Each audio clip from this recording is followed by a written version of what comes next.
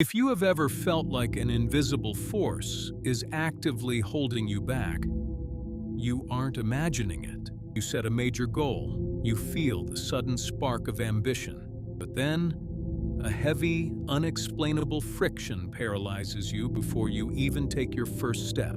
It feels like someone else is driving your own mind.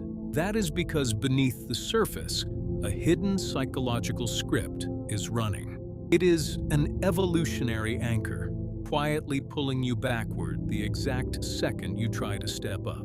To understand this friction, you must look at the underlying biology. Your brain is not wired to make you successful, wealthy, or fulfilled. It is wired strictly for survival. To your primitive nervous system, familiarity equals safety, and the unknown equals danger. Therefore, your subconscious will actively fight to keep you trapped in a loop of mediocrity, simply because it already knows you can survive there. It prefers a familiar hell over an unfamiliar paradise. The moment you attempt to break this cycle, your brain's internal defense mechanism activates.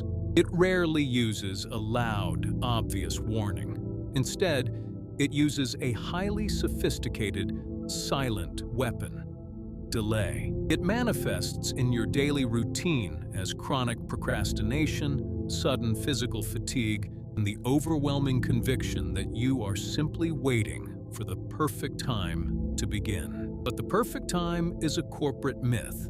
This is where the trap becomes pure genius. Your mind allows you to stay incredibly busy. You spend days planning, organizing, researching, and constantly restructuring your ideas. You feel productive, but it is a total illusion. This is a psychological phenomenon known as defensive structuring. It is fear completely disguised as preparation, carefully engineered to keep you from ever launching into the real world. You aren't preparing. You are hiding in plain sight. Self-sabotage operates as a closed, self-sustaining feedback loop. You fear failure, so you hesitate. Because you hesitate, you miss the window of opportunity or drastically underperform. When you underperform, your brain turns inward and says, "See, I told you we weren't ready." Subconscious then uses the exact failure it created to justify protecting you even harder the next time. It is a prison where you are both the inmate and the guard. To break the architecture of self-sabotage, you must fundamentally change your relationship with discomfort. You must stop negotiating with your feelings. Your feelings are a terrible compass for growth. Resistance is not a sign to stop. It is the physical sensation of your comfort zone fracturing.